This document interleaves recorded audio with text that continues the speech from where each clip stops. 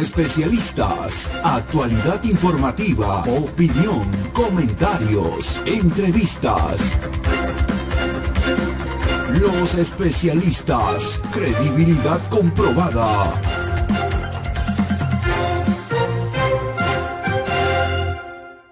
Bien, como lo habíamos anunciado, ya está con nosotros el doctor Alejandro Rodas. Él es docente universitario de Derecho Constitucional y Electoral. Con él vamos a hablar sobre el rol de Pachakutik en la Asamblea y los Pandora Papers, el escándalo de los Pandora Papers. ¿Cómo está, doctor Rodas? Gracias por aceptar este diálogo aquí en Ecuador en Directo. Bienvenido. Bueno, muy buenos días. Espero que me escuchen bien. Agradezco, como siempre, a ustedes por la apertura a dialogar y siempre a generar propuestas, contenido en la medida de lo que es necesario y más que nunca en el Ecuador. Gracias, doctor. Doctor, hace unos minutos hablábamos con el jefe de la bancada de Pachakutik, el asambleísta Rafael Lucero, y con él justamente le planteábamos la pregunta que cómo están los acuerdos con el gobierno, y él nos decía que ese diálogo nunca se había roto, y que bueno, están retomando todos los diálogos, pero ver la posición de Pachakutik en este momento, y ver la posición de la CONAIE, que la CONAIE está peleando por que el gobierno focalice o que baje el precio de los combustibles. Bueno, tantas cosas que está pidiendo la CONAIE.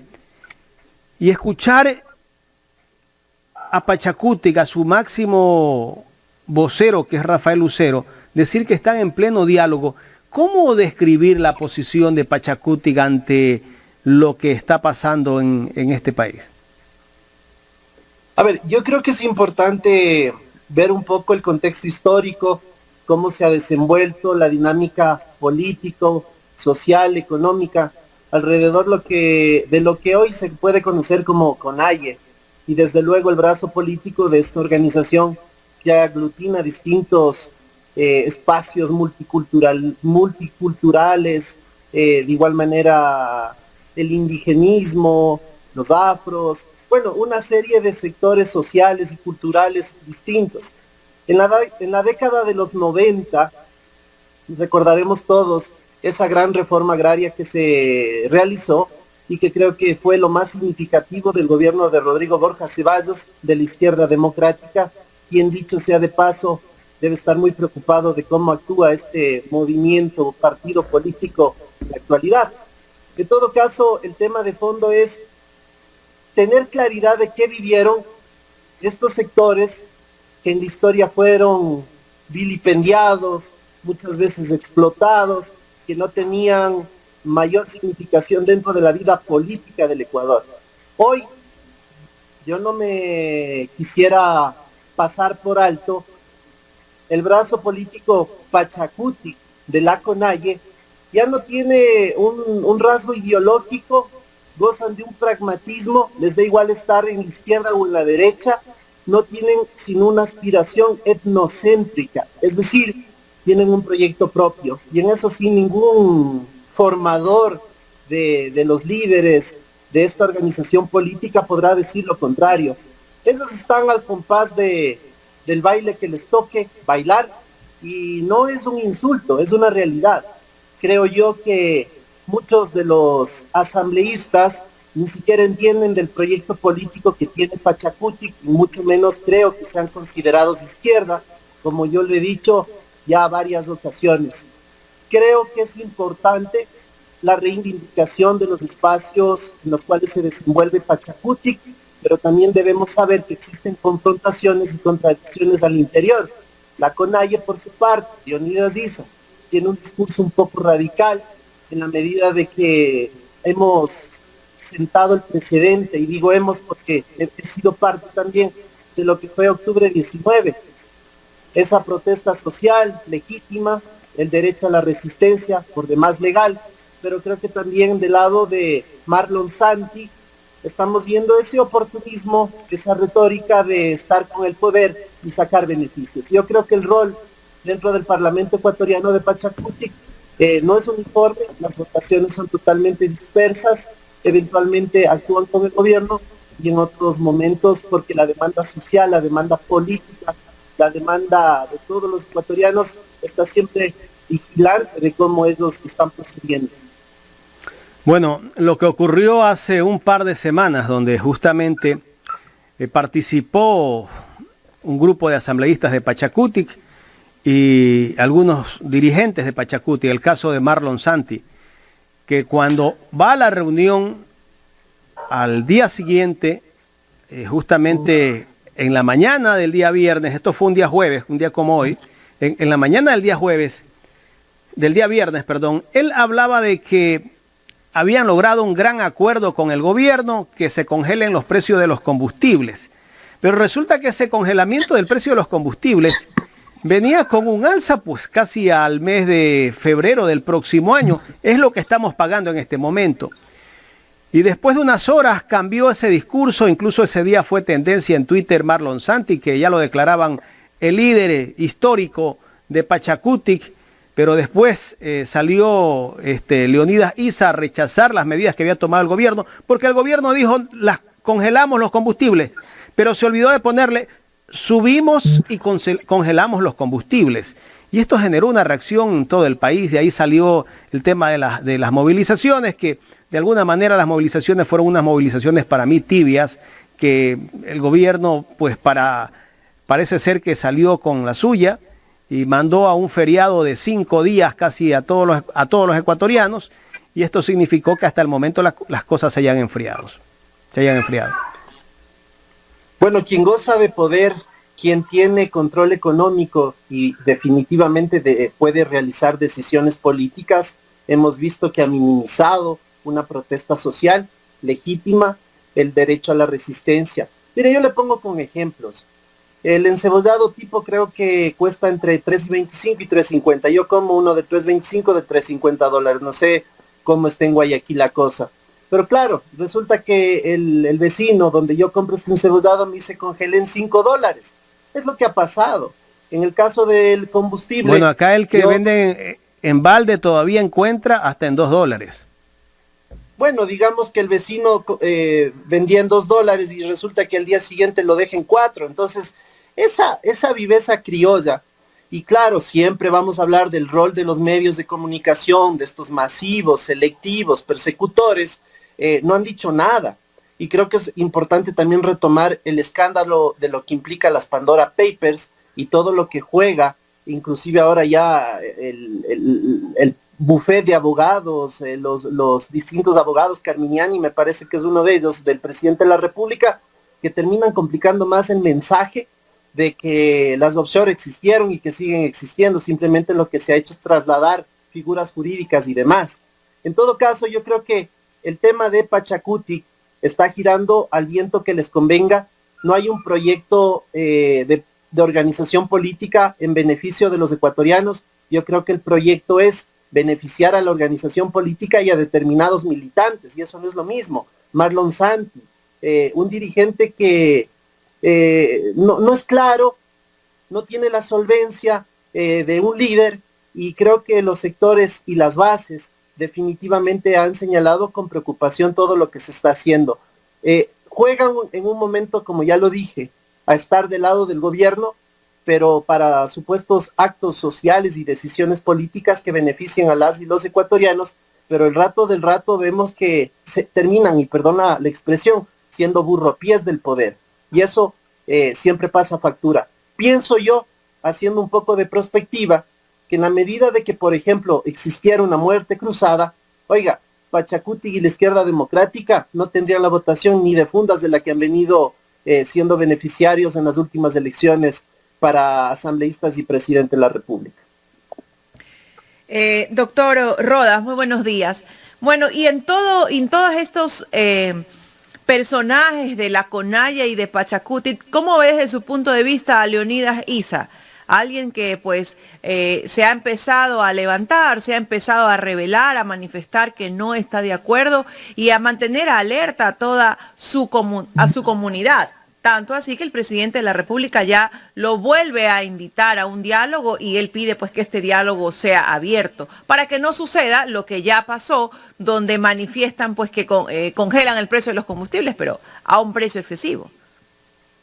Claro, yo creo que Leonidas Issa es el que tiene el sartén por la manga en ser el contradictor natural y legítimo de este gobierno.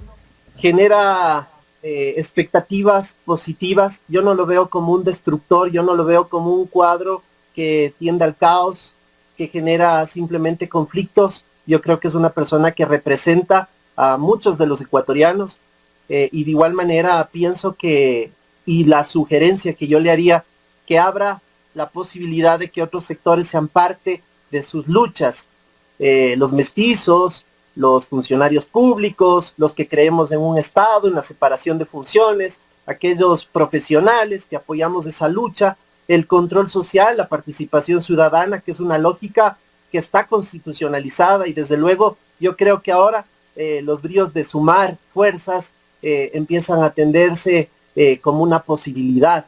Leonidas Issa es uno de los referentes, contradictorio, natural, como ya lo expresé, pero que cuidado caiga en ese sectarismo que es muy típico de la izquierda. Yo creo que él tiene una formación bastante ideológica, tiene convicciones y definitivamente puede, insisto, ser un referente, un portavoz legítimo de todos los sectores que nos sentimos vulnerados con toda la política pública que está llevando a cabo el gobierno nacional. Doctor Rodas, el presidente acusó a Leonidas Issa, a Jaime Nebot y a Rafael Correa del triunvirato. Muy bien, pero ni Rafael Correa se encuentra en el país y se ha mantenido al margen, porque por Twitter no puedes hacer un levantamiento ni una paralización. Y el abogado Jaime Nebot ha mantenido las reservas del caso y más bien creo que por el lado de la Asamblea trata de tomar decisiones o de pronto contradecir un poco al presidente de la República sin ser realmente ninguno de estos dos personajes quien enfrente al gobierno como lo está haciendo Leonidas Issa. Entonces, en este contexto, siendo la única piedra en el zapato para levantar al pueblo indígena Leonidas Issa, ¿usted considera que realmente es beneficioso que el presidente llegue a un acuerdo con Leonidas Issa y con este sector, con este bloque? Porque ellos manifestaron en días anteriores que sí se están sumando otras organizaciones. Si el acuerdo es regresar a esa focalización y subsidio de los combustibles, que la banca no cobre toda la época post pandemia los intereses generados entre el 16 y el 17.5%, si es permitir el acceso a la educación pública, como había ofrecido, a través de ya no los exámenes, sino de la afinidad que tenga la persona por ir y entrar a las jornadas universitarias, si es subir a $500 el sueldo, como había ofrecido el señor Lasso, entre otras de sus ofertas de campaña, pues yo seré el primero en apoyarle a Leonidas Issa. Esto a modo de un poco de sátira, porque va a ser muy difícil que el señor Lasso acceda a las demandas ciudadanas cuyo portavoz en este momento es Leonidas Issa. Yo lo que quiero decir en el fondo es que no se deje tomar el pelo, que no se deje usar, porque como ve esa clase política y sobre todo económica, a las personas sencillas, dirigentes en este caso indígenas, son expresiones de desprecio y de uso y abuso inclusive. Creo que es fundamental entender que hoy más bien Leonidas Issa debería tener el sartén por la manga y que todos los ecuatorianos vamos a estar vigilantes de esos supuestos acuerdos que va a promover el presidente de la República. Bien, por otro lado, los Pandora Papers, estamos ya a pocos días de ver el primer resultado de ese informe de la Comisión de Garantías Constitucionales. ¿Tenemos que realmente creer en ese informe? ¿Cuál sería lo que tendría que emitir? Porque consideramos nosotros, bueno, desde el punto de vista muy personal, que es un informe pues que no va a llegar a mucho.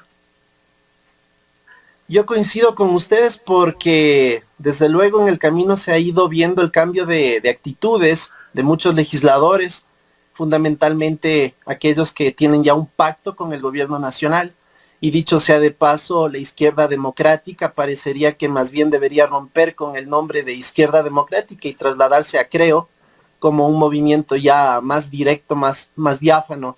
Creo que en este momento el Ecuador ya necesita transparencia, claridad. Lo que hemos visto, los medios internacionales que no terminan siendo sino las grandes maquinarias de comunicación en el mundo han señalado lo que ha ocurrido con el presidente de la República y otros tantos de la región, pero en el Ecuador, casa adentro, sabemos que lo han tomado muy a la ligera por obvias razones. Entonces, estas tomaduras de pelo frecuentes, yo pienso que en un momento determinado, más temprano que tarde, van a cambiar las condiciones y seguramente, insisto, el rol protagónico lo tiene Leonidas Issa y otros actores que seguramente nos sumaremos en la medida de lo que vaya ocurriendo. Y claro, finalmente creo que aquí también el gran Callado termina siendo una oposición distinta a Pachacuti. Me refiero a las otras organizaciones políticas que podrían hacer algo, pero que se note un desgaste. Mire ustedes el ejemplo del FUT, el Frente Unitario de Trabajadores. El dirigente Tatamues, creo que desde que soy niño es dirigente del FUT. No hay una regeneración, no hay un recambio, y eso también pasa factura en el tiempo. La gente quiere nuevos cuadros. El país demanda de oxigenar la clase política y dirigencial de la nación. Ojalá esto, que se vuelve un clamor, en el tiempo tome una causa, y creo que la gran causa es tener un país distinto, tener un país que pueda ser manejado no por las élites, sino por los sectores más vulnerables del país. Ese creo que es el fin. Doctor, pero entonces si analizamos lo que justamente usted nos dice y vemos cómo está ciertos asambleístas, por así decirlo, vamos a decir todo el bloque de Pachacuti con Izquierda Democrática y con los independientes, quiere decir que cualquier informe que se emita en contra del presidente de la República por el tema de los Pandora Papers no va a llegar a ningún lado.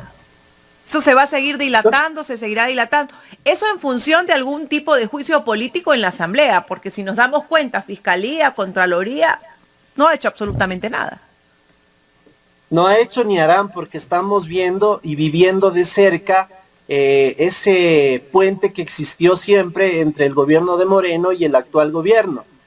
¿Qué quiero decir eso? Que el trujillismo, quienes eligieron a todas estas autoridades estatales, incluso una que designó un privado de la libertad, me refiero a Celi, ha designado a otro muy parecido a él, para que proteja las espaldas del poder, así de simple. De tal suerte que aquí lo fundamental que es tener claridad de cómo está acondicionado el Ecuador y no dejarse tomar el pelo. El mensaje va a ser ese siempre, no dejarse tomar el pelo. Y finalmente, creo que el Parlamento ecuatoriano, dentro de un marco procedimental, si este juicio político en contra de el presidente de la República prospera luego del informe, seguramente será archivado en el pleno del Parlamento. De tal suerte que aquí esas expectativas que nos generaron oportunamente, en la medida del canje de intereses, se ha ido aplacando y yo diría inclusive cerrando vacuidad. Muy bien, esto quiere decir entonces pues que podemos avisorar que se va a mantener este gobierno en función de diálogos, de ciertas disyuntivas, pero que se va a mantener ahí, porque realmente no vemos que el gobierno quiera ir a una muerte cruzada, no vemos que le convenga, porque como ya lo habíamos dicho, pues si se van todos a la casa, el presidente también se irá a la casa sin tener pues esa posibilidad de una vez más poder conquistar las votaciones de las urnas como presidente del Ecuador. Pero aquí hay algo súper importante, más allá de los Pandora Papers y más allá del tema de los combustibles, que se están dando otros tratamientos a otras normativas y a otras leyes. En semanas pasadas vimos que se concesionó el tema de las hidroeléctricas y que va también a traer un problema donde el que se va a ver más afectado es la clase más vulnerable, la clase pobre de la ciudad. ¿Qué va a pasar ahí? ¿Podemos saber que en algún momento el pueblo va a despertar? Podríamos decir que están generando las condiciones necesarias para irnos a las calles y que haya un estallido social. Esa es una posibilidad, pero yo no quiero ser fatalista. Yo creo que es el momento de reconciliarnos los ecuatorianos, dialogar, pero sobre todo en medio de las tensiones generar condiciones que se puedan plasmar en acuerdos. Aquí el decir conspirador a alguien como Jaime Nebot, al propio expresidente Rafael Correa, es una torpeza, es una insolencia, pero eso lo hace propio una persona que desconoce de cuidar las formas en política. Creo que ese es uno de los puntos neurálgicos. La política actual es totalmente deprimida, por decirlo menos, en relación a las condiciones de diálogo que deben existir. ¿Y qué quiero decir con eso? Que aquí cada uno y cada cual es más bravo. El bravucón predomina por la fuerza y no por la razón. Desde la perspectiva del discurso se pueden decir muchas cosas, pero yo veo personalmente que el señor Lasso tiene una condición, no sé si decirlo fascista, pero sí de hacer predominar su fuerza a través del imperio de la fuerza. Es decir, fuerza con fuerza, y eso no genera mayor diálogo. Lógicamente creemos que es errada la posición que tiene el presidente de la República, pero el que es prepotente nace, crece, se reproduce y muere de tal forma. Y yo no veo que haya condiciones para generar un diálogo que realmente responda a los 17 millones de habitantes y no a una élite. Y de por medio los medios de comunicación y de por medio portavoces, como un parlamentario que yo siempre he dicho, yo no sé cómo está ahí, si los números seguramente no le dieron, pero en todo caso, este investigador, ojalá algún día también se ha tomado cuenta por el poder punitivo del Estado y sobre todo que Fiscalía y la propia Contraloría hagan algo con todos los recursos que muchos legisladores en este momento están negociando. Eso de tapar las anomalías, eso de generar puentes para dejar todo en impunidad, el Ecuador jamás lo va a perdonar y mucho menos lo vamos a ver bien. Doctor Rodas, bueno, justamente ahorita me escribe un fiel televidente de este espacio, Ignacio Cantos, dice, pregúntale al doctor Rodas, dice, ¿qué pensar con la nueva mayoría social cristiana, Creo, Pachacutic y la ID para elegir la vicepresidencia? ¿Será que esta mayoría va a perdurar o es una mayoría solo por el momento? Estas mayorías son móviles y se consolida la meta, la finalidad y simplemente vuelven a su estado natural. Pero el estado natural de los social cristianos es de ser aliado de Creo, es por un sentido ideológico, es por una lógica inclusive filosófica. Aquí no es cuestión de asustarnos, eventualmente el correísmo puede actuar con los social cristianos sobre políticas un poco más transversales que tengan que ver con beneficios de salud, educación, seguridad, y creo que ahí las ideologías quedarán por los suelos. El sistema actual, los mecanismos de asignación de escaños, las figuras que están hoy en la Asamblea Nacional y que tienen algo de protagonismo, no necesariamente responden a la bancada. Ustedes den cuenta el caso del señor Villavicencio. Él llega con el Partido Socialista, por favor, llega con el Partido Socialista, con una votación que, insisto, yo no creo que la haya tenido, pero en todo caso ya está ahí. El poder le puso en la Asamblea Nacional. Y él ahora responde a la extrema derecha.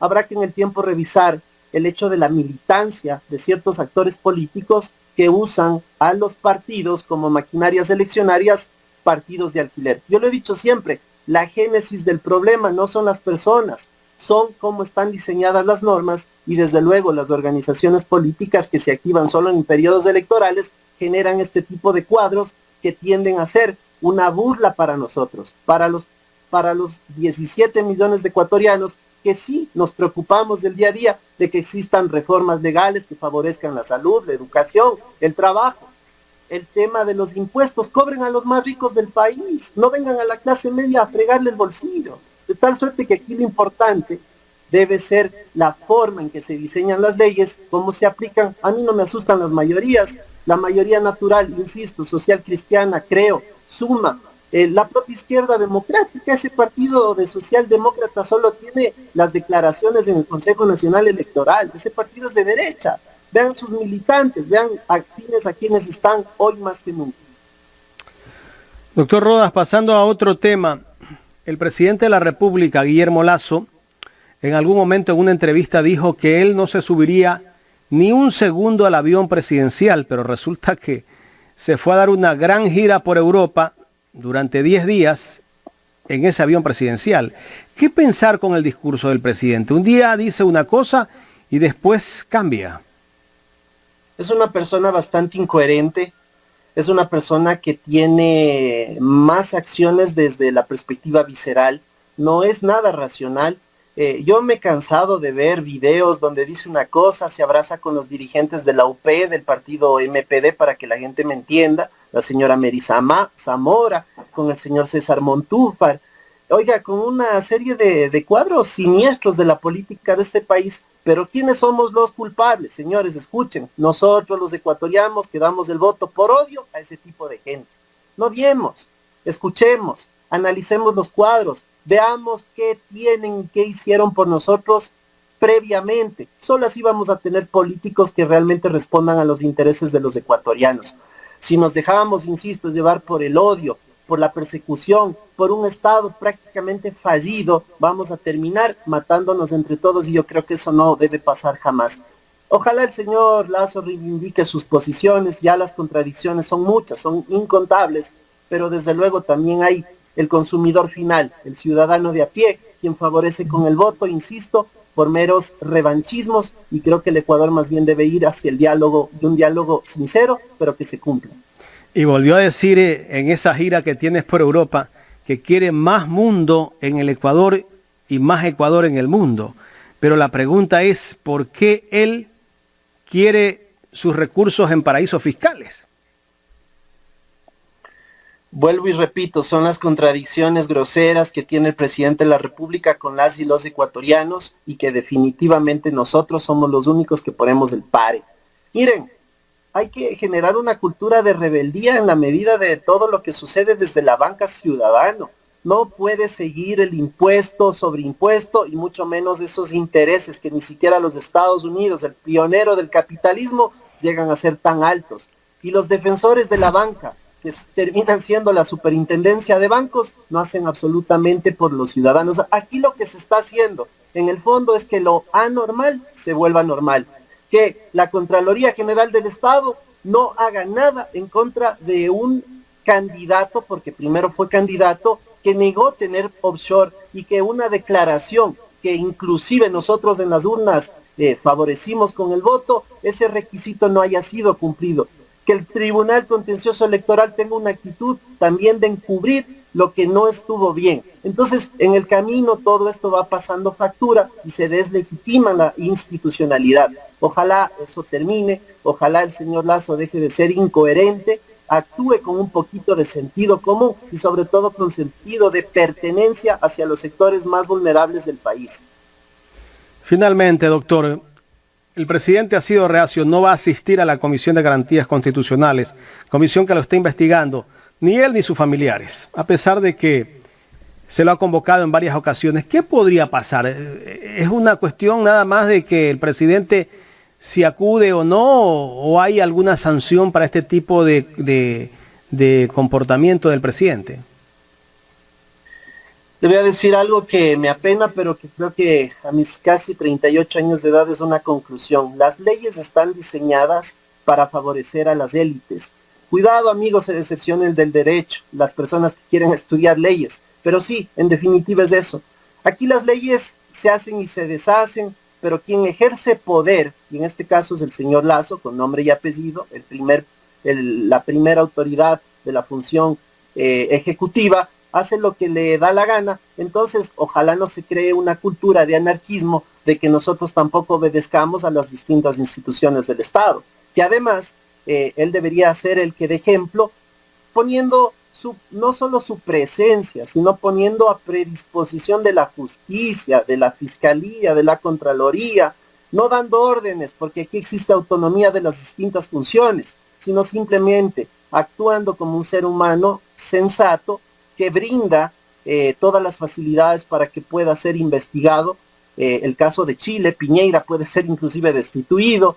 En otros países se ha visto con estupor cómo se manejaron estas personalidades, entre comillas, con todos sus dineros, evadiendo impuestos, posiblemente con defraudaciones fiscales, en el caso de las personas como el presidente actual de la República, haciendo perjurio, diciendo cosas que finalmente en el tiempo pueden ser consolidadas como un tiro en el pie para él mismo. Pienso yo, desde mi posición, que lógicamente somos totalmente diferentes al señor Lazo, yo daría la cara frente a estos hechos, enfrentaría con el rigor de un presidente de la República cualquier situación y claro, también en medio de las pasiones que tienen algunos legisladores, tolerar, porque la disyuntiva, la contraposición, de alguna manera es parte de una democracia. Doctor Rodas, quiero agradecerle por haber aceptado este diálogo aquí en Ecuador en Directo. Muchas gracias a ustedes por la invitación y espero haber aportado en la medida de algo muy importante, una conclusión quizá. El proyecto político de Pachacuti en el Ecuador es totalmente desde su génesis etnocentrista y eso no va a generar nunca una cultura democrática abierta para que el mestizaje, y otros sectores que somos mayoría, porque hay que decir las cosas como son, podamos ser un puente abierto a un diálogo que es necesario y más que nunca, insistiendo en una democracia tan compleja, tan venida a menos como la ecuatoriana y que además en una condición socioeconómica bastante preocupante. Muchísimas gracias por la invitación. Muchísimas gracias al doctor Alejandro Rodas aquí en el programa Los Especialistas de Ecuador en Directo.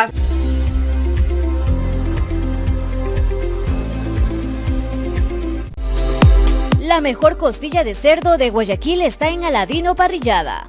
Picaña, lomo fino, chuleta de cerdo, bife, pechugas de pollo, chorizos, parrilladas.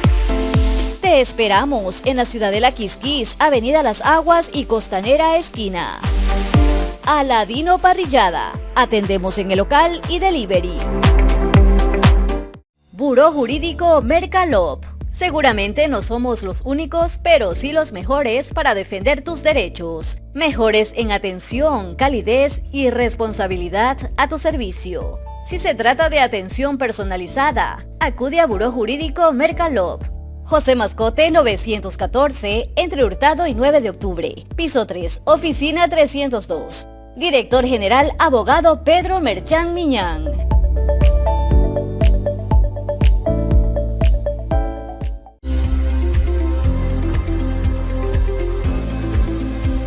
Y a esta hora vamos a saludar al doctor Enrique Ayala Mora, historiador, ex rector de la Universidad Andina.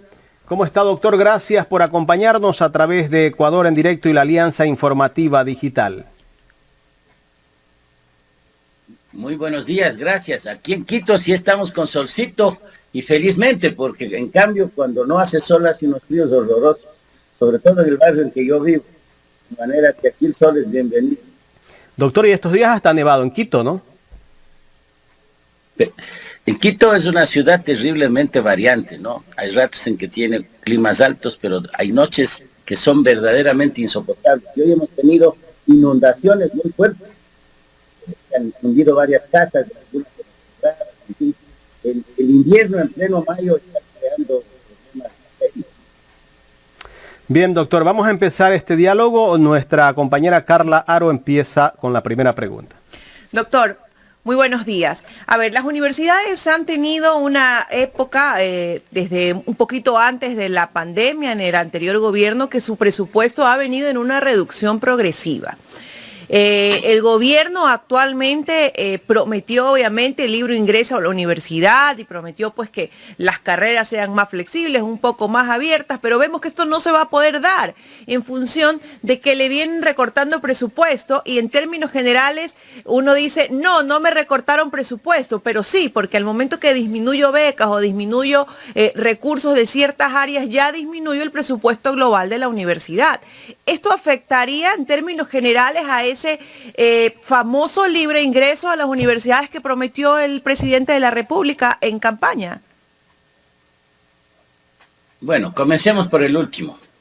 El libre ingreso no solamente es una barbaridad, sino fruto de gente como el señor Lazo, que no ha estado nunca en una universidad y por lo tanto no conoce y ofrece lo que cree que la gente quiere. El libre ingreso es un un proceso que se dio en el país, fracasó y no debe volver a suceder. Eso hay que decirlo con toda claridad. No es que cada cual se graduó de bachiller y luego va a la universidad que quiere y esa universidad tiene que recibirle, sobre todo si es pública. Eso no es lo que en realidad es posible ni aquí ni en ninguna parte del mundo. No sé lo que piense el presidente Lazo, pero lo que el país necesita es una ampliación de las plazas de ingreso, porque no son suficientes en las universidades públicas, y además un sistema más flexible que no haga que una persona de Otavalo teniéndose a Loja a estudiar lo que no quiere. Eso es claro. Entonces lo que hay que promover es una ampliación del ingreso, de las alternativas de ingreso a la universidad, pero también la posibilidad de otras formas de postbachillerato. Los institutos superiores, hay que reabrir los normales, criminalmente cerrados por el correísmo, que permiten también que otras personas vayan al normal y no a la universidad. Hay que hacer una reorganización del sistema del CECAP para que el que se graduó de bachiller vaya y al mismo tiempo pues consiga rápidamente una posibilidad de profesión corta. Y sobre todo hay que cambiar el bachillerato. El bachillerato que antes era diversificado. No me refiero a que la gente puede especializarse en bachillerato, en matemáticas, en ciencias sociales o en química. No, eso estaba bien suprimido. Pero el sistema de bachillerato actualmente solo sirve para entrar a la universidad. El momento en que hay un bachillerato que solo sirve para entrar a la universidad, todos los bachilleros van a golpear las puertas universitarias y en ninguna parte del mundo les podrán recibir. De manera que la idea del libre ingreso es una idea demagógica que estaba condenada a no ser efectiva. Eso se le dijo al señor Lazo, pero claro, ahora tienen el problema de que deben cumplir lo que ofrecieron sin saber lo que ofrecían. Efectivamente, entonces, ahora, doctor, es una idea que parece problema no que es solamente...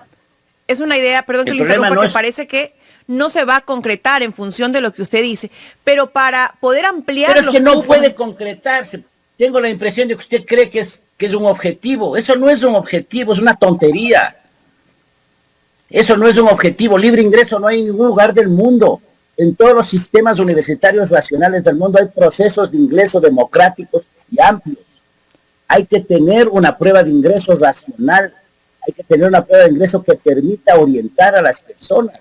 Libre ingreso en todas las universidades no del mundo hay una prueba de ingreso, incluso las mejores del mundo, que son universidades públicas, hay una prueba de ingreso en la universidad. Pero el detalle aquí es que tenemos estudiantes recién graduados, bachilleres, que aún no pueden ingresar a las universidades. Y bueno, eso lo hemos visto ahora justamente en medios al aire a nivel nacional. Pero ¿cómo amplío, verdad? ¿Cómo amplío ese ingreso, así sea con un examen de ingreso, si no tengo el recurso adecuado? No puedo aplicar... No es así sea. No es así sea. Debe ser por garantía para el país, para precautelar los recursos. Para eso tiene que ser un examen que oriente, un examen técnico. Entonces el examen no es una traba, es una necesidad.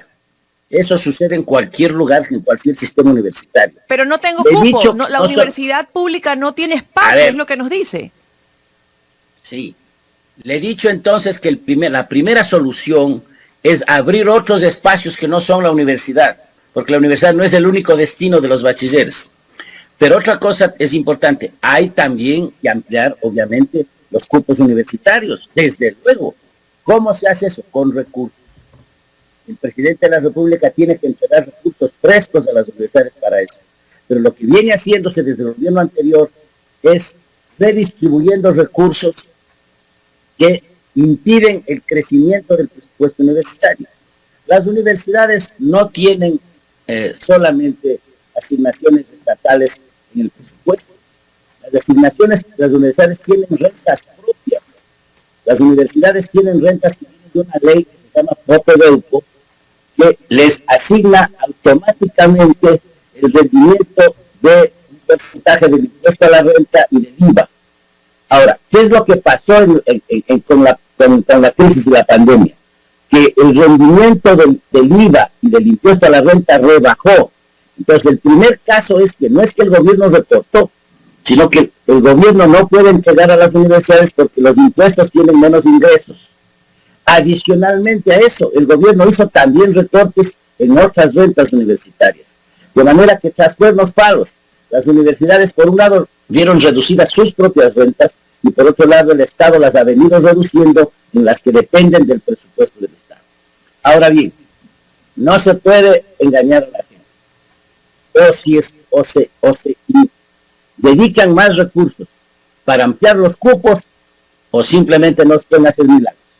Esa es una realidad. Entonces el gobierno está orientado a racionalizar las asignaciones, pero lo que están haciendo es cambiando las tablas para perjudicar a unas universidades y favorecer a otras, o para darles un poquito más de recursos a unas y quitándoles a otras. Están incluso creando una situación de tensión entre los sistemas universitarios, entre las diversas instituciones universitarias dentro del sistema. Eso es precisamente lo que está sucediendo. Pero ahora otra cuestión que es fundamental en el sistema universitario es que las universidades hagan un serio compromiso de racionalizar sus recursos. Aquí no solamente que el Estado tiene que invertir y tiene que invertir recursos, no hay otra alternativa, pero además la cuestión que es básica, las universidades tienen que comprometerse ante el país que utilizar mejor sus recursos, van a hacer los esfuerzos necesarios para que el dinero rinda más. Es un compromiso de las universidades. Y en eso ha habido comportamientos muy diversos. Hay instituciones universitarias que han pedido a su personal, sobre todo el que más gana, que provisionalmente, por estos 2 años, rebaje sus ingresos. Y en el caso de la universidad en que yo trabajo, la Universidad Andina, estamos recibiendo menos ingresos los profesores para colaborar con el presupuesto de la universidad. Pero hay otras universidades ecuatorianas que no han hecho ningún recorte, ni piensan hacerlo, y le siguen pidiendo solo plata al Estado, y eso es una irresponsabilidad. Entonces hay también que decirle al sistema universitario, a las comunidades universitarias que colaboren con el país. La propuesta de ciertas universidades en función de que obviamente esto de creación de institutos o de pronto reapertura de ciertos institutos superiores, tecnológicos, demanda un gran costo. Ciertas universidades han pedido que se dé paso a la creación de extensiones, justamente pues para poder abarcar ciertas ciudades que no tienen la facilidad de llegar pues a estas universidades grandes en ciudades muchísimo más grandes. ¿Considera usted que esta sería una buena opción, el poder aperturar extensiones de ya universidades totalmente establecidas? Ya logramos, y esa fue una de las cosas positivas de la administración correísta, hacer un barrido de extensiones. Las extensiones son más caras que los institutos superiores, por si acaso. Las extensiones se crean sin locales adecuados, normalmente en instituciones públicas, en colegios, hasta en escuelas, incluso institutos para niños funcionan las universidades, y además todo le cuesta al Estado, todo le cuesta al Estado. Las extensiones son una irracionalidad, se deben poner donde se necesitan, en ciudades medianas, en donde efectivamente hay la posibilidad de que tengan un servicio, pero créanme una cosa, reabrir los institutos es mucho más barato y reabrirlos en los colegios técnicos todavía es mucho más racional. La tontería que hizo es así, una barbaridad que hizo el gobierno de Correa, que suprimir institutos superiores que funcionaban junto a los colegios técnicos, usando la misma infraestructura, el mismo personal, los mismos laboratorios, fue una barbaridad porque duplicó los gastos. Ahora hay que reabrir selectivamente institutos superiores en aquellos colegios técnicos que tienen capacidad de hacerlo. Y eso cuesta mucho menos, es más eficiente y le ahorra al país. Estamos dialogando con el doctor Enrique Ayala Mora. Doctor, el tema de los institutos, yo recuerdo hace muchos años los institutos agropecuarios, no sé qué pasó con esos institutos, algunos tal vez todavía siguen, pero yo creo que esos institutos debería de apoyar el gobierno, esos institutos agropecuarios, en este momento que hablamos mucho del tema agropecuario, de que hay que incentivar el agro, hay que darle la oportunidad para que los jóvenes se preparen en esto. Usted tiene razón, y no solamente en el campo agropecuario, que es uno de los elementos fundamentales de la economía nacional. en otros aspectos básicos. Por ejemplo, hay que reactivar la enseñanza de ciertas carreras artesanales que han sido en el Ecuador muy importantes desde la colonia y que además son muy rentables. Hay ciertos técnicos medios que cobran más que los profesionales porque su trabajo es más necesario y es escaso. Entonces, pues, lo que tenemos que hacer en suma es una reingeniería del sistema de educación superior que permita volverlo más eficiente y volverlo más eficiente con recursos mejor utilizados. Hay que utilizar óptimamente los recursos. Pero le insisto, todo eso, claro, implica invertir, implica poner dinero en eso. Si no se hace eso, si no se ponen recursos del Estado, el asunto será claro y volverán a seguir hablando del libre ingreso y volverán a seguir diciendo que los estudiantes tienen que escoger, pero no pueden hacerlo, lo cual provoca que crezcan las universidades privadas que tienen derecho a funcionar y hay algunas muy buenas, pero que cobran. Y en definitiva, pues eso no es precisamente un elemento democratizador de la universidad.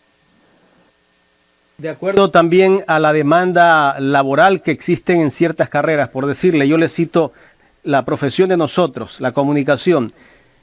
Aquí en el país lo que más hay, bueno, no sé si es la carrera que tiene más profesionales, pero estamos dentro de las carreras que tienen más profesionales, creería yo, la comunicación. Y seguimos preparando más comunicadores y no hay campo laboral. Hay el tema de lo digital, que tal vez ahí falta invertir en el tema de la parte digital, que se podrían crear un sinnúmero de carreras que vayan justamente acorde al tema digital. Y hay un montón de carreras que yo creería que el Estado también debería de tomarle asunto a esto. Las personas que quieren estudiar la carrera, que se la paguen en este caso. Bueno, a ver, en primer lugar, las mayores matrículas en el país están en dos áreas fundamentales, educación y administración. De manera que los periodistas, los comunicadores están bastante más lejos de los más altos grupos. Y yo fui profesor durante 25 años de la Facultad de Comunicación, tengo mucha simpatía, obviamente. Ahora mismo estamos lanzando una historia de la comunicación en el Ecuador, 4 tomos de la historia desde la época aborigen hasta nuestros días, de la comunicación, todavía no es de lanzamiento, es el primer medio en que hablo del asunto. Pero lo que usted manifiesta es eso ahora. ¿A quién le toca definir qué carreras se crean y cuáles se estudian? El Estado debe hacerlo. En el momento en que hace el Estado eso se tarda demasiado, cuesta demasiado la planificación y las soluciones llegan muy tarde. Eso le toca al propio sistema universitario. El sistema universitario tiene que hacer la suficiente investigación social, no solo de mercado, no solo lo que la gente quiere, sino lo que el país necesita, que a veces no coincide, y para que esas carreras sean abiertas. Ha habido bastantes experimentos en el país bien interesantes de carreras nuevas, hay que seguirlas impulsando. Pero el hecho fundamental es que hay una contradicción básica. La gente quiere estudiar y se mete fundamentalmente en carreras convencionales. La gente prefiere carreras convencionales. ¿Cómo hace para cambiarles de opinión? Para eso precisamente los procesos de ingreso.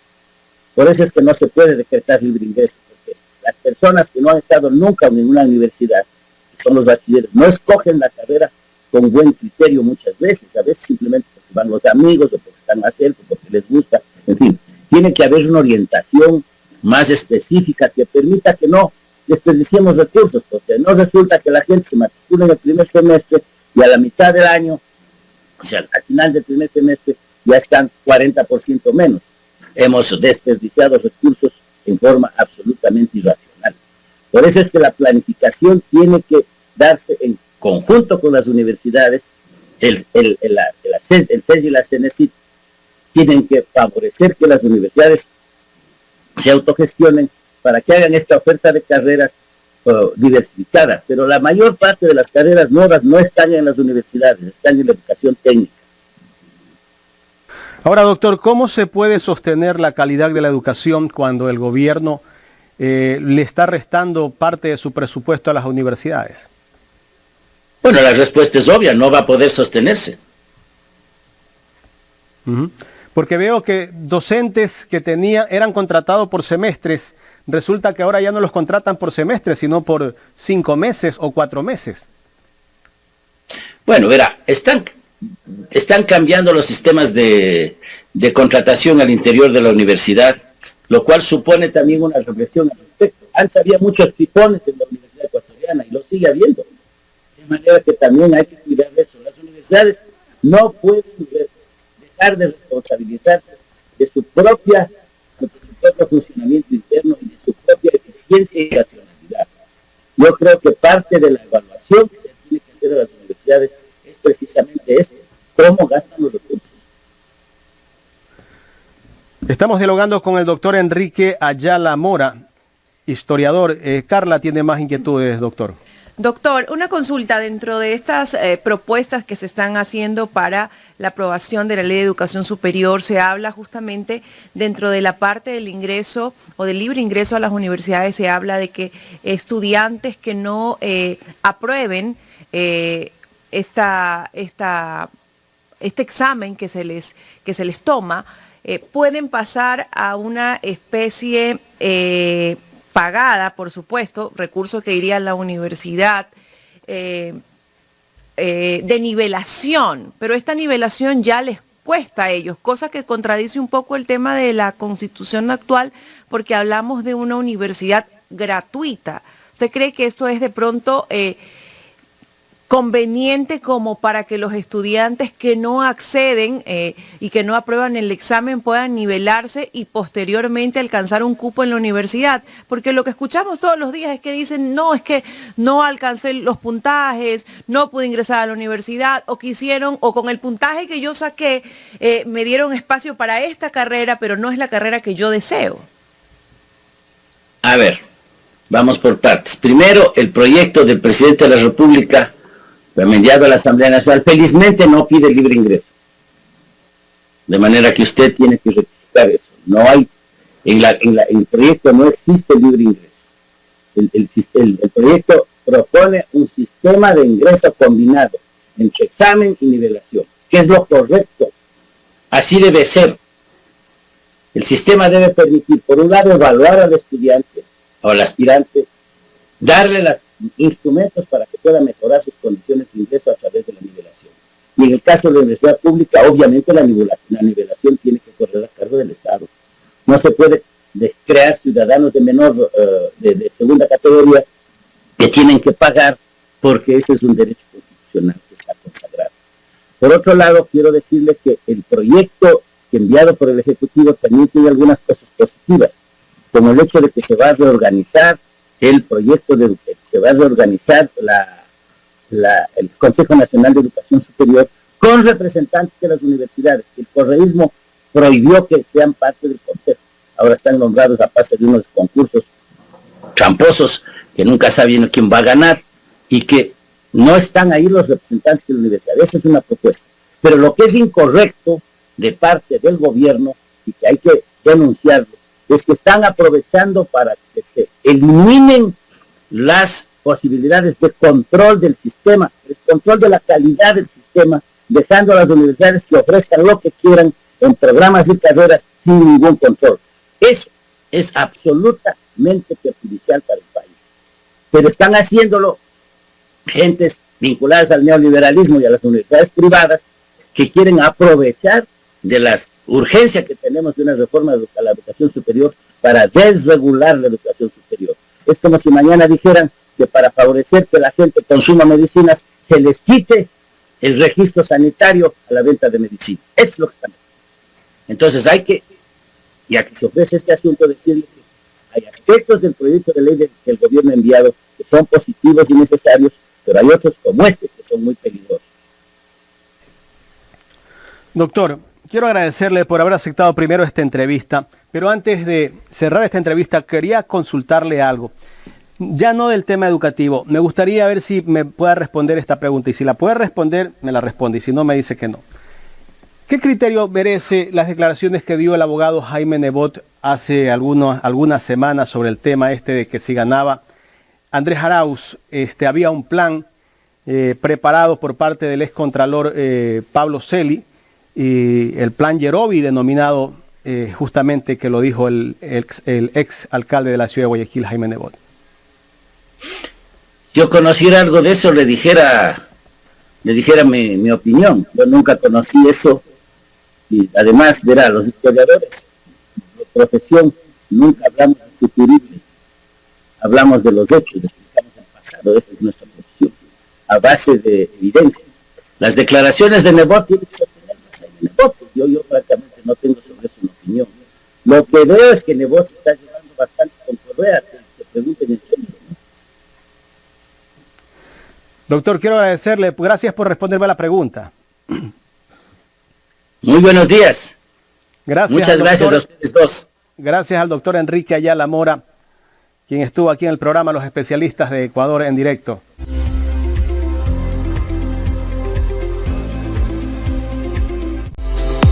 La mejor costilla de cerdo de Guayaquil está en Aladino Parrillada. Picaña, lomo fino, chuleta de cerdo, bife, pechugas de pollo, chorizos, parrilladas. Te esperamos en la ciudad de La Quisquis, Avenida Las Aguas y Costanera esquina. Aladino Parrillada. Atendemos en el local y delivery. Buró Jurídico Mercalop. Seguramente no somos los únicos, pero sí los mejores para defender tus derechos. Mejores en atención, calidez y responsabilidad a tu servicio. Si se trata de atención personalizada, acude a Buró Jurídico Mercalop. José Mascote 914, entre Hurtado y 9 de octubre. Piso 3, oficina 302. Director General Abogado Pedro Merchán Miñán.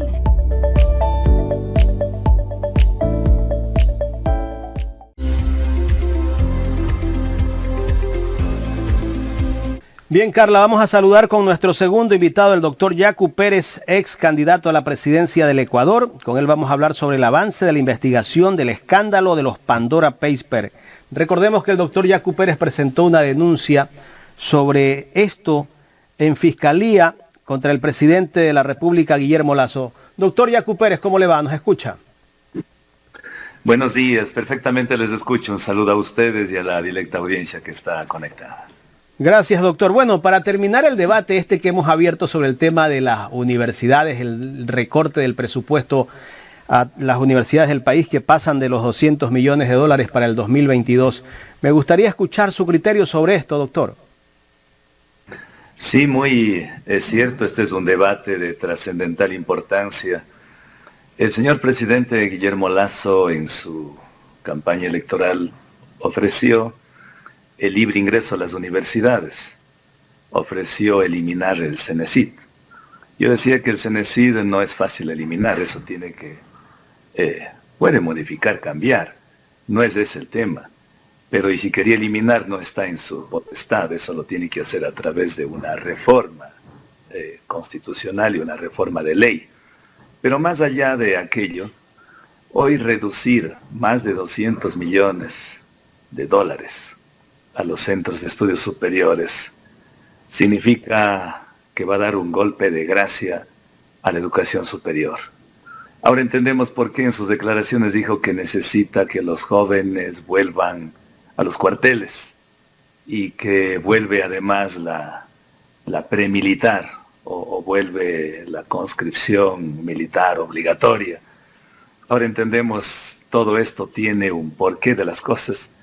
Pero sí nos parece una vergüenza para el país que un presidente de la República, en vez de apoyar a los centros de estudios universitarios, a las universidades, para que tengan sus títulos de pregrado y posgrado, los jóvenes ecuatorianos, ahora se reduzca. Y esto quizás viene a colación con algo que me ha sorprendido, no sé si ustedes ya conocen. En Ecuavisa Noticias aparece una noticia que ha subido a Twitter hace una hora. Dice, el presidente Guillermo Lasso dijo que no cree que España debe pedir perdón por lo sucedido durante los siglos que estuvo presente en América como potencia colonial. Eso es contra la naturaleza. Yo no participo de esas ideas, así declara el presidente Lasso. Una ignorancia supina, una ignorancia enciclopédica del señor Lasso. vergüenza ajena me causa.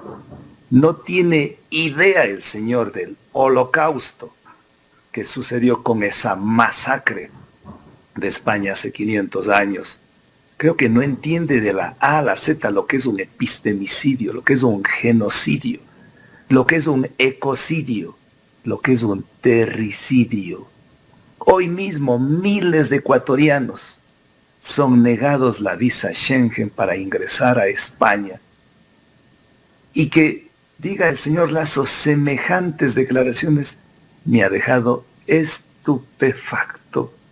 Mientras el Papa Juan Pablo II, mientras muchas autoridades han pedido perdón por esa invasión, por esa masacre que sucedió, que hoy los españoles no tienen nada que ver, absolutamente, hoy no. Es más, no es un resentimiento, pero hay que entender en su contexto histórico de esa masacre de 110 millones de hermanos que vivían en la Abya Yala, lo que hoy es conocida como América, fueron sanguinariamente despedazados. Una declaración fuera de contexto del presidente Lasso, que reitero va a tono con esto de las universidades, porque a estos gobernantes que no tienen la talla de estadistas, ni siquiera presentes, que les queda demasiado grande, quieren mantener a un pueblo en la oscuridad, quieren mantenerlo sometido, quieren mantener en la ignorancia. Un pueblo libre es un pueblo educado es un pueblo libre, pero estos señores con esta reducción de lo que ustedes bien han hecho este momento, alusión, y que ustedes saben cuál es mi criterio, pero no hay que ver en blanco y negro frente al presidente Correa, expresidente, que en muchos temas tenía razón de acabar con esas universidades de garaje. Obvio que había que hacer, que había que darle más apoyo a las universidades, darles más incluso apoyo, financiamiento, para que tengan los jóvenes profesionales puedan cursar en maestrías, especialidades, en diplomados, en PhD, en doctorados. Hacia allá tenemos que estar apostando todos, pero eso se hace con recursos económicos, no pagándoles por anticipado los intereses de la deuda externa, sino dándoles más dinero a las universidades. La única manera de darles libre ingreso a las universidades es creando más plantas de docentes, es creando más infraestructura universitaria, es creando más laboratorios. Un pueblo libre, un pueblo educado, un pueblo que solo saldrá y romperá las cadenas mentales, las cadenas coloniales, será a través de la educación. Bien, doctor, ahora sí vamos al otro tema. Mi pregunta es, ¿cómo avanzan las investigaciones sobre el escándalo, sobre el tema de los Pandora Papers hacia el presidente de la República? ¿Fiscalía ya ha dado algún avance de cómo va esta investigación? Sí, ventajosamente la Fiscalía, después de que recibió nuestra denuncia penal que presentamos, me aceptó ya no solamente presentar mi firma, el reconocimiento de mi firma en la denuncia, sino también ya rendí mi primera versión en la Fiscalía y tal como habíamos solicitado la práctica de algunas de las diligencias, también ya se dio paso. Dicho, para recordarles, habíamos pedido que Fiscalía practique algunas diligencias. Uno, que solicite al Servicio de Rentas Internas para que se indique que si el señor Guillermo Lasso cuenta con un número de RUC a título personal, como persona natural, como persona jurídica, como representante del Banco de Guayaquil y de otras empresas que tendría, las mismas que ya solicitó Fiscalía, pero también que se oficie a la Superintendencia de Bancos, a la Superintendencia de Compañías, aduanas, a todas las entidades, incluso a la Contraloría General del Estado, porque recordemos que él fue candidato a la presidencia en el año 2013, el 2017 y en el 2020, y sus declaraciones patrimoniales tienen que guardar absoluta coherencia entre lo que consta en aquella declaración juramentada que realiza para la Contraloría y entre la realidad de sus ingresos, de su patrimonio.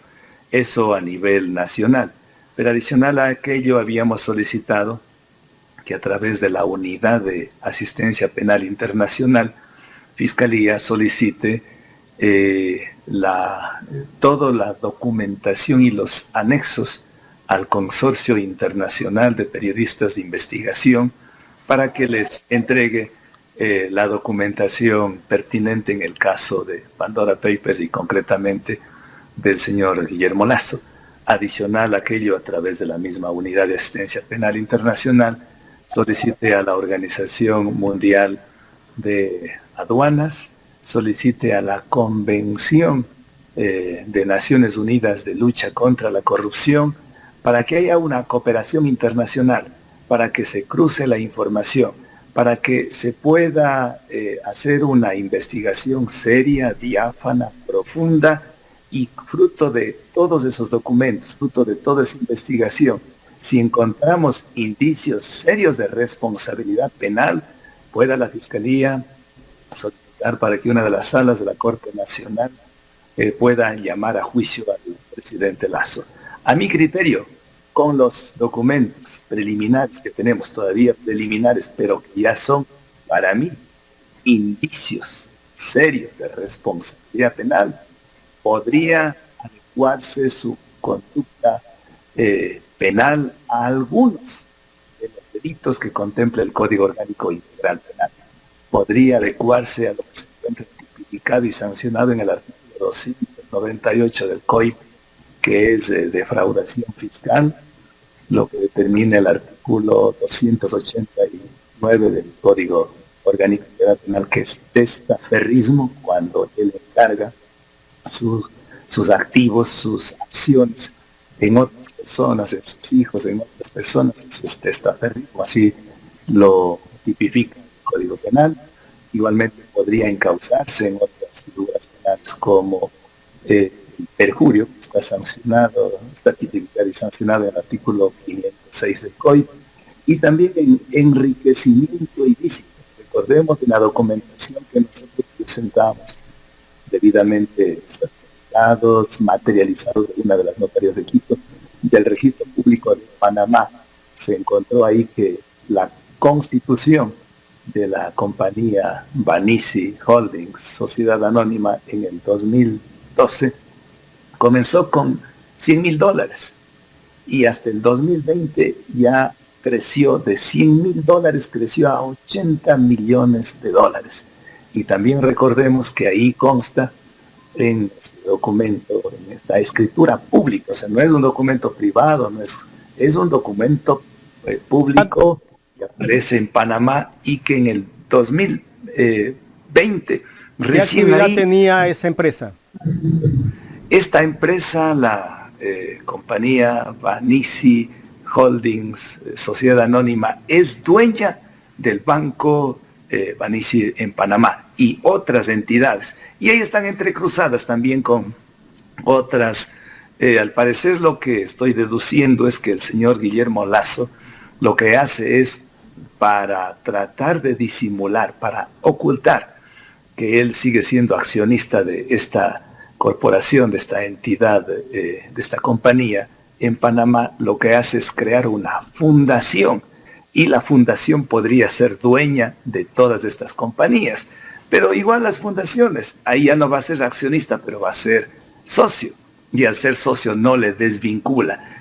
Los penalistas clásicos del derecho penal nos han enseñado que no hay crimen perfecto, por más que se trate de ocultar, por más que se trate de engañar, por más que se trate de perfilar, de planificar, siempre algo queda. Y en este caso queda. Y decíamos hace rato que la empresa, la compañía Banisi Holdings S.A., hasta el año 2020 era presidida por el señor Guillermo Lasso, que estuvo en calidad de presidente de la compañía. Presidente. Y no aparece todavía la escritura. Podría ser que aparezca más adelante, que él se desprende, que él transfiere aquellas acciones. Ahí lo único que hace es renuncia a la presidencia, pero no renuncia a sus acciones, simplemente es reemplazado.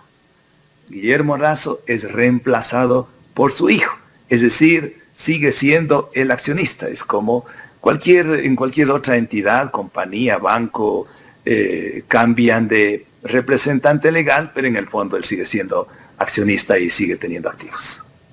Doctor Yacu Pérez, buenos días.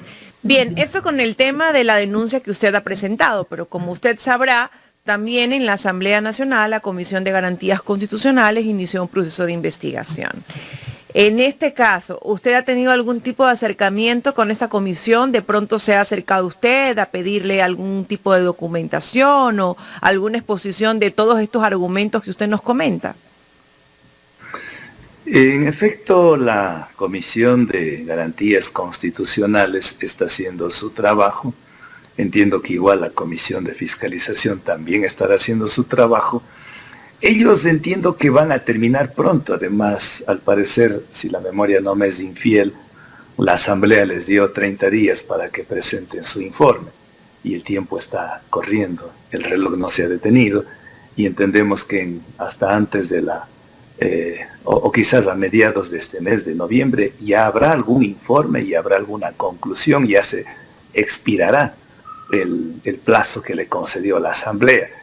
Y eso nos podrían, si la información, si la investigación ha sido diáfana, profunda y tiene algunos argumentos, sustentos, evidencias, pruebas de lo que estamos investigando, nos será de mucha utilidad también para la Fiscalía. Hay que diferenciar acá, a nivel de la Asamblea, hay una investigación que tiene más inclinación política, porque la Asamblea es una entidad estrictamente de la confluencia de las fuerzas políticas, y esta investigación, no quiero decir que no es legal, es legítima, solo que tiene más una inclinación política. En cambio, en la Fiscalía, de acuerdo a la Constitución y de acuerdo al Código Orgánico Integral Penal, es la llamada a dirigir el proceso de investigación para descubrir una conducta delictiva, un delito penal. Y eso toma más tiempo. Entonces, cuando se trata de la Fiscalía, va a tener que recurrir a todo lo que son la investigación, tanto a nivel nacional como a nivel internacional, porque en este caso, además, donde más información se va a obtener es en Panamá, es en Dakota del Sur y es en otros lugares probablemente donde podrían haber, como se ha denunciado y que es conocido públicamente por la asambleísta Palacios y otros, que podría incluso tener inmobiliarias en más de 144 inmuebles en Miami. Todo eso habría que investigar, pero eso nos va a traer más tiempo. En todo caso, lo que haga la Comisión de Garantías Constitucionales en la Asamblea Nacional serviría también de sustento. Ya en la Comisión, en la Asamblea, podrían un informe que podría llevar, si no encuentran nada, pues queda ahí, pero caso contrario podrían también llevarle a una destitución. Pero en cambio en la Fiscalía no solamente quedaría una destitución, sino cuando su conducta se adecúa a un determinado tipo penal que se encuentra en el Código Orgánico Integral Penal, encasillado, tipificado como tal, como esa conducta antijurídica, podría llevar no solamente a la destitución, sino a la cárcel. Es decir, y ahí podría haber el concurso real de infracciones, el concurso de delitos, porque reitero, habría varias conductas que podría incurrir el presidente Lasso. Doctor Yacu, usted mismo lo acaba de expresar, pues no, el proceso de investigación en la Fiscalía pues tiene otro procedimiento, hay que seguir el debido proceso, son otros tiempos que se toman, pero sí estamos a puertas de poder visualizar, poder tener un informe de la Comisión de Garantías Constitucionales. Que este informe, si bien es cierto, es político, también daría un giro total a la investigación que está haciendo la Fiscalía. ¿Usted confía en ese informe? Mire, las dos investigaciones que se realizan, tanto en el legislativo como en lo judicial, son complementarias, porque podrían lo uno alimentar y retroalimentar al otro. Yo creo que no son incompatibles. Podría la Comisión de Garantías Constitucionales solicitar para que Fiscalía pueda también participar de aquella investigación, sino por el tiempo, como coincidimos ahí, que no nos va a dar, más práctico va a ser que la Fiscalía podría solicitar la información a la Comisión de Garantías Constitucionales. Y además estoy convencido que lo que va a realizar la Comisión de Garantías Constitucionales no va a poder obtener toda la información en tan corto plazo. Es bien difícil conseguir toda la documentación. Por más que haga el esfuerzo necesario, no va a poder conseguir. En cambio, en la Fiscalía tenemos más tiempo y en cualquier momento, en 15 días, en un mes, de aquí a 2 meses, en 3 meses, porque esto va a tardar más tiempo. Hay la posibilidad de adjuntar la documentación, de pedir la práctica de algunas diligencias que podrían aparecer y que podrían ser nuevas. No escuché bien hoy, muy de refilón, escuché que el señor presidente Lasso, él algo se refiere que se deshizo, pero no del total de las acciones de alguna empresa. Algo escuché que había hecho una declaración o algún informe presentó tal vez a la Comisión de Garantías Constitucionales a través de la Procuraduría General del Estado. No escuché bien, pero todo eso podrían aparecer nuevos datos, nuevos indicios, y eso les servirá de mucho para que la Fiscalía en su oportunidad, cuando encuentre los indicios claros, precisos, conexos, pueda pedir que la Corte Nacional llame a juicio.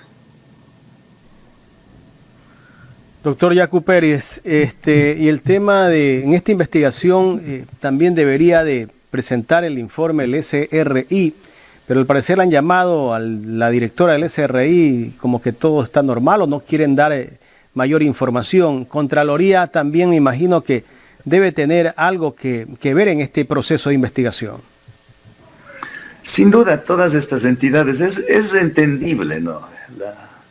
No sé quién es el director o directora, creo que es directora del Servicio de Rentas Internas, al tener al jefe que está involucrado en estas travesuras supremas, no va a poder, va a tratar de escudriñar y va a tratar de ocultar algo, pero el rato que la Comisión de Garantías Constitucionales o el rato que la Fiscalía pide el historial desde el 2003 hasta la fecha, ahí no van a poder ocultar. Ahí se les ya se vuelve insostenible. Igualmente en la Contraloría General del Estado. Por eso yo he pedido que no solamente participe con las declaraciones de bienes del señor Guillermo Lasso del 2021, sino también del 2017, porque ahí ya estuvo vigente la ley que se aprobó con la consulta popular para el impedimento de funcionarios públicos o de candidatos para que tengan dineros en empresas offshore o dineros en paraísos fiscales. Y a la vez, en el 2013, para ver, en cambio, el enriquecimiento ilícito. Perdón, el enriquecimiento, sí, pues, este enriquecimiento que podría darse incluso, todavía no estoy hablando de lavado de dólares, lavado de dinero, no he dicho aquello. ¿Quién sabe? Podría también estar dándose aquello. Entonces, son este rato algunos de los primeros indicios que salen, pero que podrían luego, tejiendo todo esto, aparecer nuevos tipos penales en que podría estar incurriendo, y también podría saltar muchas pruebas, evidencias. De eso estoy convencido, porque estoy convencido que el presidente Guillermo Lasso está enredado, quién sabe hasta dónde, en dónde está, en un laberinto sin salida. Él no sé cómo va a romper el nudo gordiano, es un nudo gordiano que se vuelve pero insostenible. O sea, no hay forma de que él está involucrado en esto. Eso es casi como la ley de la gravedad, todo lo que está arriba cae porque cae. No hay otra salida, solo es cuestión de tiempo, a lo mejor no va la Fiscalía a obtener toda esta información en cuestión de semanas, pero en meses sí, pues esta investigación llevará, si se actúa con suficiente responsabilidad cuando se realiza con absoluta convicción, esto va a salir. Reitero, no hay crimen perfecto. Todo se sabe en la vida y más tarde que temprano aparecerá a la luz pública la verdad histórica. Doctor Yacu Pérez, aunque el que tiene su dinero puede hacer lo que quiera, pero siempre y cuando pague los impuestos y vaya pues como dice, como manda la ley, ¿no? En el caso de él que quiso ser político, quiso ser candidato a presidente y ganó la presidencia de la República, pues no podía tener dineros en paraísos fiscales. En efecto, pues si yo presenté la denuncia penal es porque estoy obligado. La Constitución dice que todos los ciudadanos, el artículo 83, numeral 7, dice que todos los ciudadanos tenemos la obligación, el deber, la responsabilidad de presentar denuncias y luchar contra la corrupción. Y presentamos en contra del señor Guillermo Lasso, porque el señor Guillermo Lasso no es cualquier persona. Él es el primer mandatario, el primer ciudadano, el que tiene que dar ejemplo de honradez, de coherencia, de ética, de transparencia, para poder él pedir que se investigue actos de corrupción, para pedir él que cumplan los ciudadanos pagando impuestos, para él pedir que haya, incluso ahora con este nuevo proyecto de ley de reforma tributaria, para decir que contribuyan más los ecuatorianos. Él tiene que tener la autoridad moral y él tiene que dar ejemplo, él tiene que ser el referente. Y si él este rato está salpicado, no por lo que dice la oposición en la asamblea o por lo que dice Yacu Pérez o por lo que está realizándose las investigaciones, por lo que más de 600 periodistas de los diarios y de los medios de comunicación más importantes del planeta, no solamente del Ecuador, y que salga entre los 3 presidentes en las portadas de la BBC de Londres, del Miami Herald, de Vanguardia, de Le Monde, del País de España, del Washington Post, y todos, o sea, es un tema de extrema gravedad. Es una pena que los medios de comunicación, lo que la misma BBC de Londres reclama y dice, qué pena que en el Ecuador no se haya dado la cobertura que merece saber los ecuatorianos sobre el tema de los Pandora Papers, y solamente han sido medios de comunicación como ustedes y otros que han levantado polvoreta. Y no es aquí un tema de prensa amarillista, no es un tema de hacer un escándalo, no, sino porque el escándalo no lo hacen los medios, el escándalo lo hizo quien cometieron estas travesuras, y esto va atado a la vez con el tema de la ética, de la ilegalidad, con el tema económico. Si en el Ecuador los grandes evasores, los banqueros, la oligarquía ecuatoriana, la plutocracia ecuatoriana, las empresas nacionales y transnacionales pagarían los impuestos que según la CEPAL son 7.600 millones de dólares, 7.600 millones de dólares. Si pagarían eso cada año al Estado ecuatoriano, no tendría que el Estado estar quitándoles más de 200 millones de dólares al presupuesto de las universidades. No tendría que estar incrementando el precio de la gasolina a valores internacionales, pese a que somos nosotros exportadores de petróleo. No tendríamos que tenerles ahí a los hermanos arroceros, cafeteros, cacaoteros, a los pequeños bananeros, sin poderles dar el precio de sustentación a los hermanos productores de leche. No tendríamos que estar en esta tragedia de que las familias enteras tengan que salir del país buscando nuevas oportunidades en España, en Estados Unidos, y no tendríamos que estar, que familias enteras igualmente tengan que irse a acostar con hambre y verle a niños, a mendigos estar escarbando en los basureros para alimentarse. ¡Qué tristeza! ¡Qué indignación nos causa! ¡Qué impotencia a la vez! Ver que estos grandes evasores acumulan fortunas y no tienen el mínimo de sensibilidad. Y lo más grave, mientras los ecuatorianos, arriesgando su vida, se van a Estados Unidos, a Europa, y nos mandan 3.000 millones de dólares anualmente por concepto de remesas y sostienen la dolarización y dinamizan la economía trabajando allá para mantener acá en el Ecuador. Otritos, unas élites económicas, unas élites políticas, amasan fortuna en el Ecuador y para evadir de pagar el impuesto, que es una obligación, sacan la plata de manera ilegal, haciendo empresas offshore, sacan a paraísos fiscales. Eso no es un error, eso es un horror. Eso es indignante. Por lo tanto, lo menos que podíamos hacer es presentar una denuncia penal en la fiscalía para que haya justicia. No venganza, no vendetta pública, no ajuste de cuentas. Justicia. El Ecuador clama justicia y eso es lo que demandamos. Doctor, finalmente, después de que usted presentó la denuncia a los medios de comunicación nacionales o tradicionales, ¿lo han vuelto a entrevistar a usted? Para nada. Tiempos que no me invitan ni ninguno de los medios grandes. Pero no importa, a través de las redes sociales, creo que eso al menos se democratizó, y a través de los medios como ustedes y otros que están dando cobertura, lo seguiremos denunciando y no vamos a calmar esta denuncia. Es una pena que los medios de comunicación miren, su mirada lo hagan hacia el costado, pero voy a recurrir al Evangelio, lo que dice Jesucristo en Juan capítulo 5, versículo 23, si la memoria no me es infiel, que dice Jesucristo: conoceréis la verdad y la verdad os hará libres. La verdad es una arma tan potente que siempre gana las mentiras, que siempre gana los engaños, y más tarde que nunca saldrá a la luz pública. De nada hacen los medios grandes tratando de ocultar. Es igual que a Lenín Moreno, le trataban de apoyar, ocultando la verdad, pero al final vimos en qué cayó. Les recuerdo que la verdad se corrompe por dos maneras: falseando la verdad y silenciándolo. Y los que están haciendo están de alguna manera también cometiendo. Los pecados son por acción y por omisión.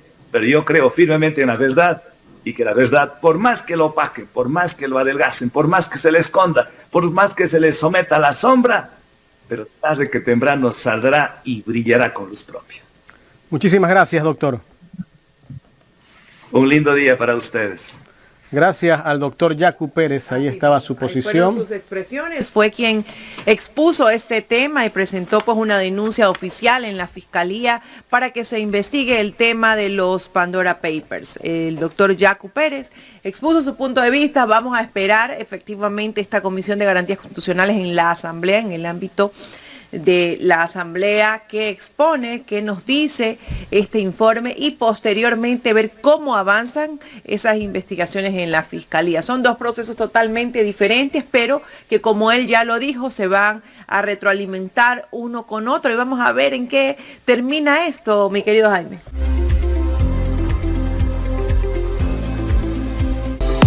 La mejor costilla de cerdo de Guayaquil está en Aladino Parrillada. Picaña, lomo fino, chuleta de cerdo, bife, pechugas de pollo, chorizos, parrilladas. Te esperamos en la Ciudadela Quisquís, Avenida Las Aguas y Costanera Esquina. Aladino Parrillada. Atendemos en el local y delivery. Buró Jurídico Mercalop. Seguramente no somos los únicos, pero sí los mejores para defender tus derechos. Mejores en atención, calidez y responsabilidad a tu servicio. Si se trata de atención personalizada, acude a Buró Jurídico Mercalop. José Mascote 914, entre Hurtado y 9 de octubre. Piso 3, oficina 302. Director General Abogado Pedro Merchán Miñán.